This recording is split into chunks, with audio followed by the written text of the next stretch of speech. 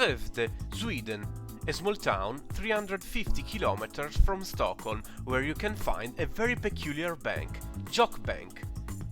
JAK is a members bank with 34,000 members spread all over the country that loan their money among them, bypassing the traditional banking system and using their bank like a shared money box. Its aim is to create an alternative model of non-speculative finance, serving people and little entrepreneurs. As an economic association, we don't have any big owners that demands profit and so on, because all the 34,000 members own the bank together. That means that every member gets only one share of the bank and has the same power when it comes to the election of the board. The purpose of JAK Bank isn't making money, but offering a loaning and saving service to its members in the most sustainable way, stressing an interest-free idea of economy.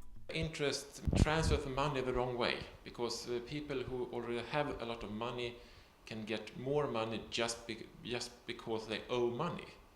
And the people who don't have any money get less and less money because they have to pay the interest to take a loan for buy a house or whatever they want the loan for. JAK theories about interest are those theorized by Margrit Kennedy.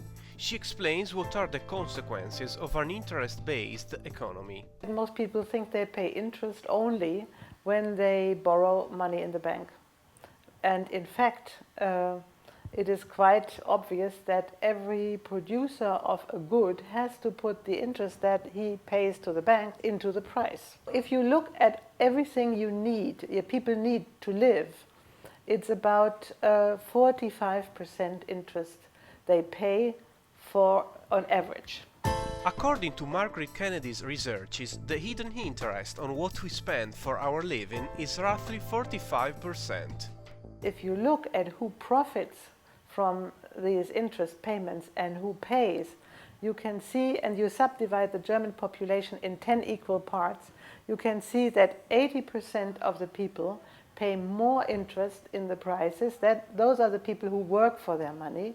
And with 10% in Germany, it's about the same. They pay as much interest as they get from interest payments from their life insurances, savings, etc. And the last 10% get all that added on to their income from interest, which the first 80% lose. Let's split Germany's population in 10 equal parts, using a scale of increasing wealth. The grey area is the interest paid in all prices and loans. The black area is the interest earned from monetary and real assets. According to Margrit Kennedy's calculation, the 80% of worst-off German population loses money because of this game. From position 1 to 8, the interest paid is more than what they earn. 10% of population, on position 9, gets the same money they spend. The remaining 10% gets all that interest which the former 80% lose. So we have a constant redistribution mechanism in our money system. From 80% of the people who work for their money, they pay, to 10% of the people who can make their money work for them. And you have to own about over €500,000 in order to begin to profit from the system. Finally, in Margrit Kennedy's opinion, what's the worst consequence of an interest-based economy?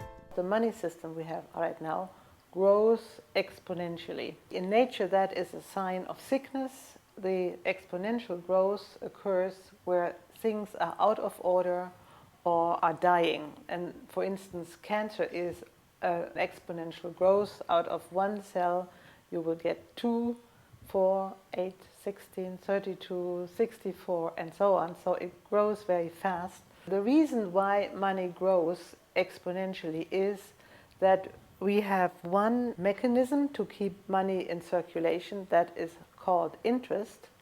And with interest, money doubles in regular intervals. If Joseph, the father of Jesus, had invested 1 penny or 1 cent in euros at the birth of Jesus Christ in the year 0, and you would have paid interest on this 1 penny, about 5%, then in the year 2000, if Jesus had come back and could have gone to the bank and said, can I please have this 1 penny back with 5% interest? The bank would have had to give Jesus over 500 billion balls of gold of the weight of the earth at the price of gold in the year 2000. This is just an example to show that exponential growth cannot work over a long period. It can work in the short term, it can maybe work in the medium term, but it can never work in the long term. Money is produced by as a loan mostly. In the OECD countries, only 3% of the money is produced as coins and notes. The rest of it is debt. And debt has to be repaid with interest. To avoid getting inflation, everything you use money for has also to grow at the same pace as you increase the money. And money has to be increased because you need to repay earlier years' debts with interest. What are the problems with an interest economy? The main problem is that it forces people to borrow more money each year in order to pay the interest on the loans they already have. If you don't do that, you have to cut your other expenses in order to pay the interest. And this means that you have to choose between exponential debt growth or an rapidly increasing unemployment. Now in September, the European Central Bank is going to raise again the interest rate on money. Yes. And they say to counteract inflation. Yes, and this is quite wrong.